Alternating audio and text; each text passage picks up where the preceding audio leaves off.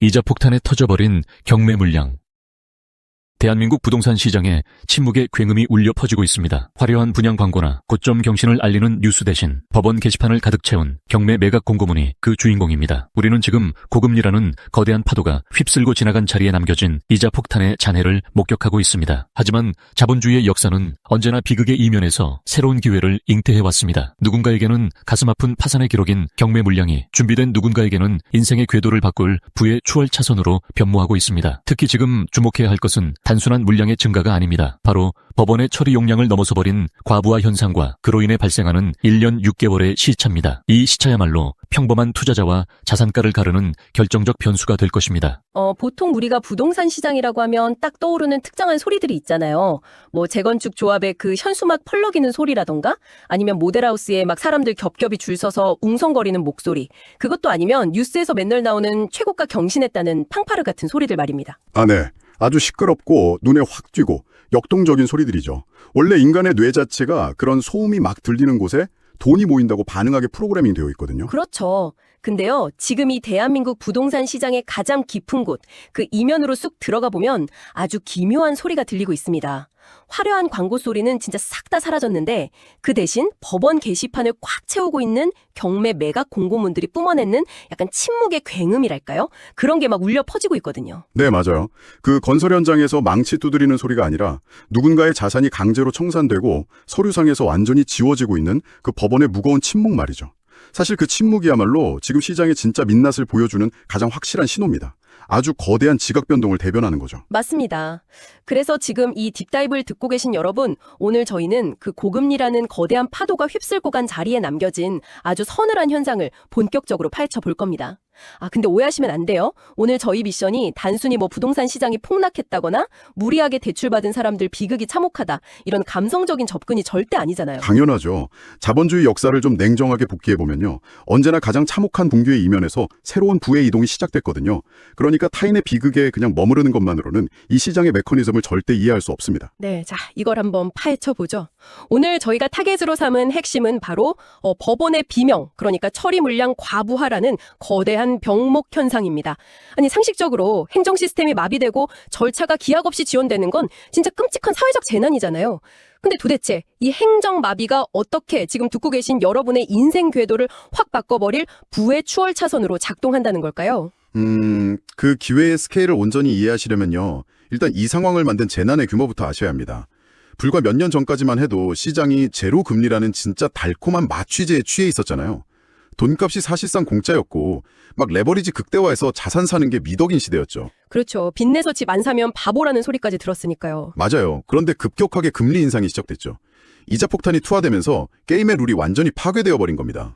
생각해보면 2%대였던 대출 금리가 순식간에 6%, 7%로 뛴다는 게 단순히 이자 비용 좀 늘었다 수준이 아니잖아요. 매달 내야 하는 이자가 내 월급 절반을 훅 넘겨버리니까 그냥 현금 흐름 자체가 박살이 나는 거네요. 네, 완전히 붕괴되는 거죠. 내가 그렇게 애지중지하던 자산이 순식간에 나를 짓누르는 거대한 빚더미 괴물로 돌변해버리는 겁니다. 특히 아파트는 그나마 버티는 편인데 진짜 피를 철철 흘리는 곳은 수익형 부동산 시장이에요. 수익형 부동산이요? 상가나 오피스텔 같은 거 말씀하시는 거죠? 네, 상가, 빌라, 지식산업센터 같은 곳들이요. 여기는 대출을 잔뜩 끼고 월세를 받아서 이자를 내는 구조인데 경기 침체 오니까 바로 공실이 나기 시작하잖아요. 들어오는 월세는 0원인데 은행에 낼 이자는 3배로 뛰어버린 상황이군요. 그렇죠. 소유주 입장에서는 매달 수백만 원씩 생돈을 태우면서 진짜 피가 마르는 겁니다. 버티다 못해 금매로 던지려고 해도 시장의 매수자가 멸종해버린 상태니까 안 팔리거든요. 안 팔리니까 결국 이자 연체 시작되고 은행이나 채권자가 자산 강제로 뺏어서 경매 시장으로 던져버리는 거네요. 진짜 낭떠러지에서 쏟아지듯 밀려드는 거군요. 네, 실제로 지금 전국 법원에 접수되는 경매 신건수를 보면요. 과거 2008년 글로벌 금융위기 시절 고점 수준에 육박하거나 일부 지역은 벌써 그 수치를 가볍게 뛰어넘었어요. 이건 그냥 일시적인 경기 변동 수준이 아닙니다. 기초 체력이 아예 바닥났다는 시스템 경고음이네요. 근데요, 여기까지는 사실 뉴스에서도 흔히 볼 수 있는 현상이잖아요. 법원의 물건이 산더미처럼 쌓이고 있다. 그러면 일반인들 입장에서는 물건 많아졌네? 경매장 가면 고를 게 엄청 많겠네? 온라인 쇼핑몰에 신상 업데이트된 것처럼 단순하게 생각하기 쉽거든요. 바로 그 지점에서 대중의 치명적인 착각이 발생합니다. 경매는 무슨 쇼핑몰 관리자가 마우스 클릭 몇 번 한다고 사이트 탁 올라가는 그런 시스템이 절대 아니에요. 사람이 일일이 다 해야 하는 일이죠, 사실. 맞습니다. 한 개인의 재산권을 국가가 강제로 박탈해서 타인한테 넘기는 거잖아요. 극도로 엄격하고 보수적인 사법 절차거든요.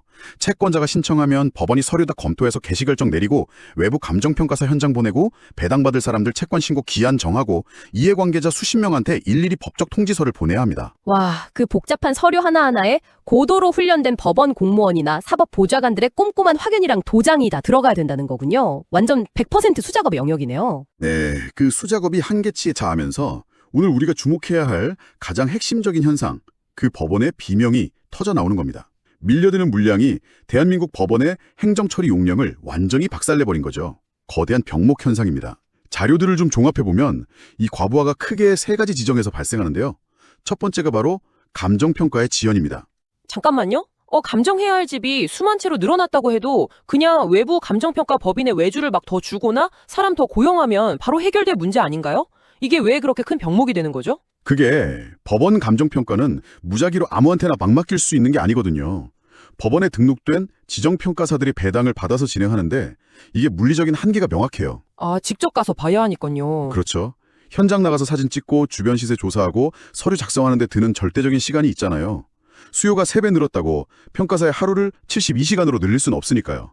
결과적으로 평가서가 법원에 들어오기까지 걸리는 시간이 과거보다 2배 가까이 길어졌습니다. 와, 인프라가 수요를 아예 못 따라가는군요. 그럼 두 번째 병목은 뭡니까? 경매 절차에서 가장 큰 지뢰라고 불리는 그 송달의 정체입니다. 내 집이 경매로 넘어갔다는 사실을 채무자나 세입자한테 법적으로 명확하게 전달을 해야지만 다음 절차로 넘어갈 수 있거든요.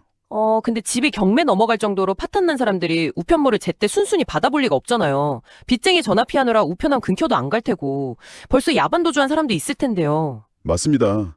근데 또 안 받는다고 법원이 보냈으니까 끝 하고 쿨하게 다음으로 넘어가느냐? 사법 절차는 절대 그렇게 안 굴러갑니다. 정당한 방어권을 보장해야 하니까요. 집배원이 갔는데 없다. 그럼 폐문 부재로 반송되죠. 네네. 그럼 법원은 채권자한테 주소 다시 알아오라고 명령해요. 채무자 초본 떼서 이번엔 야간 특별 송달을 보냅니다. 또 반송돼요? 그럼 휴일 송달 보내고 친척 집으로도 보내고 이 과정에서 우편무로 가고 서류 보완하는 데만 그냥 몇 달이 훌쩍 증발해버립니다. 진짜 듣기만 해도 숨이 턱턱 막히네요. 절차가 계속 헛바퀴를 도니까 처리 대기줄만 미친 듯이 길어지는 거군요. 그럼 마지막 세 번째는 뭔가요? 모든 행정서류가 기적적으로 다 끝났다고 쳐보죠. 그래도 마지막에 남는 건 물리적 공간의 한계입니다. 바로 기일 지정의 정체인데요. 판사나 보좌관이 앉아서 낙찰 선언을 하는 물리적인 경매법정의 숫자랑 재판이 열리는 요일은 딱 한정되어 있잖아요. 아, 팔아야 할 물건은 밖에 끝없이 줄 서 있는데 정작 법정이라는 출구 크기는 옛날이랑 똑같다는 거네요. 그렇죠. 와, 머릿속에 그림이 확 그려지네요. 약간 저녁 피크타임에 1000명의 손님이 한꺼번에 막 몰려들어가지고 주방 시스템, 홀서빙, 계산대까지 싹 다 붕괴돼버린 인기 식당 같아요. 주문은 계속 들어오는데 요리는 도통 안 나오고 사람들은 식당 밖에서 하염없이 기다리는 상황. 그래서 과거에는 이 경매 신청부터 실제 법정에 나오기까지 한 6개월에서 1년이면 끝났는데 이제는 최소 1년 6개월에서 길면 2년까지 늘어났다는 거군요. 네, 정확한 비유입니다. 완전히 마비 상태죠. 근데 여기서 제 머릿속에 아주 심각한 경고등이 하나 켜지는데요. 자본주의 시장에서 제일 중요한 격언이 시간은 돈이다 이거잖아요. 돈이 막 묶이고 절차가 지연되는 이 국가적 마비 상태가 지금 방송 듣고 계신 여러분 같은 투자자한테 왜 기회라는 건지 저는 진짜 전혀 납득이 안 가거든요. 오히려 리스크만 키우는 거 아닌가요? 아주 훌륭한 지적입니다. 일반적인 매매 시작이라면 시간이 지체되는 게 무조건 리스크죠. 근데 경매라는 아주 특수한 룰 안에서는요, 이 행정마비로 강제 생성된 1년 6개월이라는 통 빈 공백이 가격표에 아주 마법 같은 왜곡을 만들어냅니다. 핵심은 감정가와 시세의 지독한 괴리에 있어요. 감정가와 시세의 괴리요. 그거 조금만 더 구체적으로 풀어주시죠. 법원 가서 경매 정보지 보면 제일 크게 적혀있는 숫자가 감정가잖아요. 이게 입찰 기준점이 되는데 이 감정가가 도대체 언제 매겨진 숫자일까요? 입찰표 쓰기 한 달 전? 절대 아닙니다. 경매 절차가 처음 개시되는 바로 그 시점, 즉 우리가 아까 말한 병목 현상이 시작되기 전에 평가사가 처음 현장에 나갔던 그 순간의 가격이에요. 잠깐만요. 그 논리대로라면 만약에 오늘 2024년 봄에 제가 법정에 앉아서 보는 그 서울 아파트 10억짜리 감정가가 사실 오늘 시세가 10억이라는 뜻이 아니라는 거네요. 바로 그겁니다. 여러분이 지금 보고 있는 그 10억이라는 가격표는 1년 반 전 혹은 2년 전 법원 행정이 막 밀리기 시작했던 과거의 기록이에요. 만약 2년 전이 시장에 거품이 잔뜩 껴서 최고점이었던 시기라면 그 가격표는 진짜 말도 안 되게 부풀려진 고점의 박제인 거죠. 반대로 1년 반 전이 막 극심한 공포로 투매가 나오던 시기였다면 턱없이 낮게 깎여버린 공포의 가격표고요. 와, 이 강제적인 시간차가 진짜 엄청난 왜곡을 만드네요. 이 시차가 여러분한테 두 가지 아주 폭발적인 수익 시나리오를 쥐어주게 됩니다. 아, 과거의 가격표로 현재 자산을 다룬다. 이거 너무 흥미로운데요. 근데 질문 하나 드릴게요. 만약에 이 1.5년의 시차가 그렇게 확실한 기회라면 왜 사람들이 굳이 그 복잡한 경매를 기다릴까요? 그냥 지금 일반 부동산 가서 헐값에 던지는 급매물 줍는 게 훨씬 빠른 거 아니에요? 시장은 똑똑하니까 이미 다 선반영할 것 같은데요? 일반 매매랑 경매의 가장 큰 차이가 바로 매도자의 심리에 있습니다. 급매물은 아무리 싸게 내놔도 결국 주인 마음속에 그 본전 생각이라는 심리적 저항선이 있거든요. 계약서 쓰기 직전에 안 팔겠다고 엎어버리는 경우도 허다하고요. 아, 맞아. 배액배상하고 막 깨버리죠. 근데 경매는 완전히 달라요. 강제 매각입니다. 소유자의 감정이나 의지가 1%도 개입될 수가 없어요. 감정가가 얼마였든 간에 법정에 나온 날 아무도 안 사면 한 달 뒤에 기계적으로 20%에서 30%씩 가격이 칼질을 당합니다. 흥정을 인간이 하는 게 아니라 시스템이 대신해버리는 거죠. 아, 그 협상 테이블에 인간의 탐욕이나 미련이 끼어들 여지가 원천 차단된다는 거군요. 그럼 하락장에서는 이 구조가 구체적으로 어떻게 무기가 되는 건가요? 그 첫 번째 시나리오요? 하락장에서의 시간차 공격 시나리오인데요. 부동산이 계속 추락하고 있다고 가정해볼게요. 1년 반 전에 거품 잔뜩 끼었을 때 매겨진 15억짜리 감정가를 달고 오늘 법정에 물건이 나옵니다. 그럼 대중들은 코웃음 치겠죠. 아니 지금 시세가 10억인데 10억 미쳤네 이러면서요. 아무도 안 쳐다봅니다. 계속 유찰되죠. 15억이 12억, 9억, 7억 이렇게 떨어집니다. 계속 도끼로 가격을 찍어내리는 거군요. 바닥을 향해서. 맞습니다. 근데 그 끝없이 유찰되는 과정 동안 밖에서는 이미 1년 반이라는 세월이 흘렀잖아요. 시장도 그동안 계속 하락하다가 진짜 최저점 언저리에서 바닥을 막 다지고 있을 겁니다. 그러다 마침내 깎여 내려온 경매가랑 시장의 진짜 바닥이 딱 교차하는 순간이 옵니다. 아, 그러니까 만약에 법원이 6개월 만에 절차를 끝내버렸다면 시장이 아직 막 더 떨어지고 있을 때 낙찰받아서 손해를 받겠지만 이 1년 6개월이라는 길고 긴 행정 지연 덕분에 밖의 시장이 하락을 다 소화할 수 있는 시간을 억지로 벌어준 거네요? 네, 바로 그겁니다. 시장이 가장 안정된 바닥일 때 기계적인 유찰 시스템이 만든 초저가로 물건을 줍게 되는 거죠. 여기서부터 진짜 소름 돋네요. 평소 같으면 막 세금 낭비다, 일 안 한다, 분통 터트릴 법 법원의 행정 비효율성이 투자자인 여러분한테는 그 시장 폭락이라는 칼날을 싹 피하게 해주는 무적의 시간 방패가 되어주는 거잖아요. 법원이 알아서 가격 깎고 바닥 확인할 시간까지 벌어주니까요. 그럼 반대로 시장이 다시 오르기 시작하는 두 번째 시나리오는 어떻습니까? 두 번째는요, 진짜 타임머신을 타는 것과 같은 회로기에서의 폭발적인 수익률입니다. 자본주의 역사상 영원히 우하향만 하는 시장은 없거든요. 금리가 안정되거나 규제가 풀리면 언젠가 다시 고개를 들게 되죠. 만약 법원이 서류 더미에 파묻혀서 절차를 1년 반 동안 강제로 딜레이 시키는 동안 밖의 시장이 조용히 바닥짓고 완연한 상승기로 들어가 버렸다면 어떻게 될까요? 맙소사, 지금 2024년인데 법정 스크린에 떠있는 가격표는 2022년 말, 그러니까 시장이 제일 공포에 질려 있을 때 매겨진 완전 헐값이라는 거잖아요. 낙찰자는 그 2년 전 헐값에 도장을 찍는데 법정 문 열고 부동산 달려가 보면 실제 시세는 이미 저 위로 수억 원 솟구쳐 있다는 얘기네요. 그게 바로 경매라는 타임머신의 진짜 실체입니다. 낙찰받는 그 즉시 수억 원의 시세 차익, 즉 어마어마한 안전마진이 내 계좌에 특 찍히는 거죠. 결국 이 법원의 처리 과부하로 빚어진 강제대기 시간은요, 시장 흐름을 읽을 줄 아는 분들한테는 변동성 리스크를 싹 다 흡수하고 아예 시작부터 크게 이기고 들어가는 구조적 축복이 되는 겁니다. 2022년의 공포가 박제된 가격표로 2024년에 한창 오르고 있는 우량 자산을 쇼핑한다. 와, 논리가 너무 선명한데요. 근데요, 이렇게 확실한 안전 마진이 보장되는데 도대체 왜 대중들은 이 부의 추월 차선에 올라타지 못하는 걸까요? 뻔히 알면서도 안 하는 이유가 뭡니까? 대중의 뇌를 지배하는 가장 원초적인 감정, 바로 공포 때문입니다. 아침에 눈 떠서 뉴스 키면 연일 건설사 연쇄부도, 아파트값 반토막, 상가 공실률 최고치 이런 자극적이고 살벌한 기사들이 쏟아지잖아요. 인간은 사회적 동물이라서 막 근중이 비명 지르며 도망치는 반대 방향으로 나 혼자 걸어가는 걸 극도로 두려워합니다.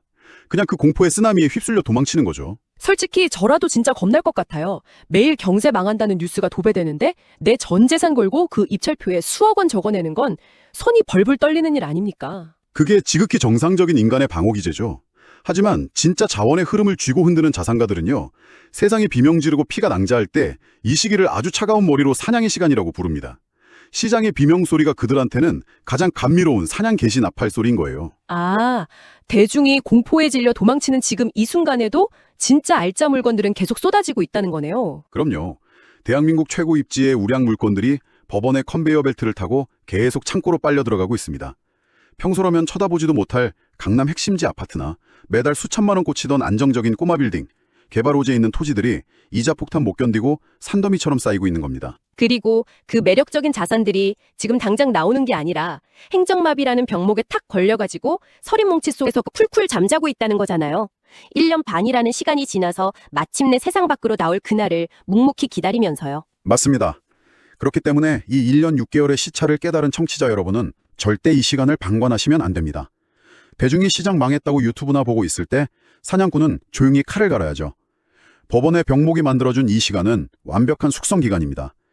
직접 지역 분석하고 복잡한 권리관계 공부하고 서류에 안 나오는 누수나 상권 같은 거 발로 뛰면서 싹 다 확인해야 합니다. 진짜 속도랑 효율만 미친 듯이 강조하는 이 현대 사회에서 법원의 그 답답한 행정 지연이 억지로 만들어준 둔탁한 딜레이가 오히려 가장 예리한 무기가 된다는 역설이네요.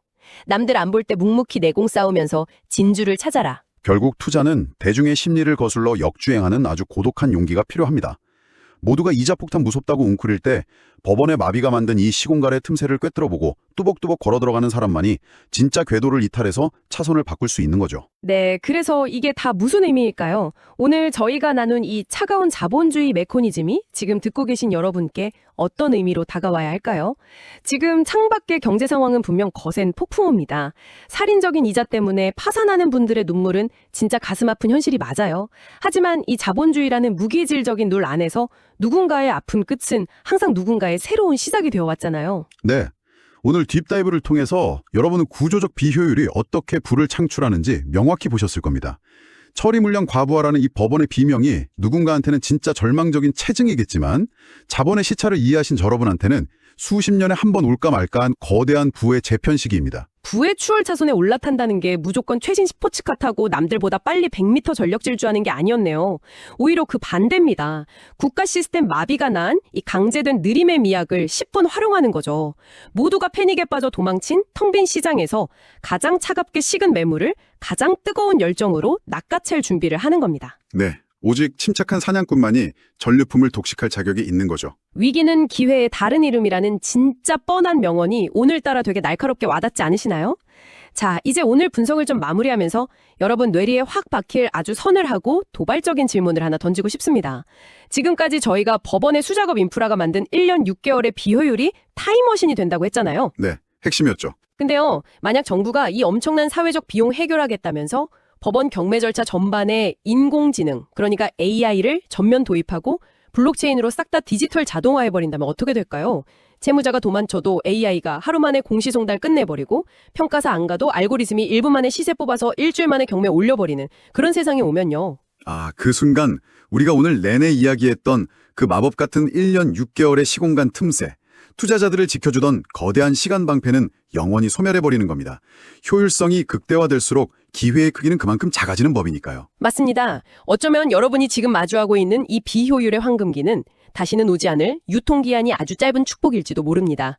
오늘부터 정확히 1년 6개월 뒤 행정 마비에 걸려 헐떡이던 법원의 시계가 마침내 여러분의 시간을 탁 가리킬 때 여러분은 과연 어디에 서 계실 건가요? 지금 이 순간에도 어느 지방법원 낡은 캐비넷 맨 밑바닥에서 그 2년 전 헐값이라는 초라한 가격표를 달고 오직 여러분만이 자기 진짜 가치를 알아봐 주길 조용히 기다리는 그 인생을 바꿀 매물. 그게 과연 어느 동네에 어떤 골목에 숨겨져 있을까요? 오늘 밤 당장 지도를 활짝 펴고 그 사라져가는 틈새를 치열하게 상상해 보시길 바랍니다. 그 상상이 꽉 막힌 여러분 인생도로에서 추월 차선으로 꺾어 들어가는 첫 번째 방향 지시등이 될 겁니다. 저희는 다음 시간에 더 날카로운 통찰을 들고 돌아오겠습니다. 지금까지 여러분을 위한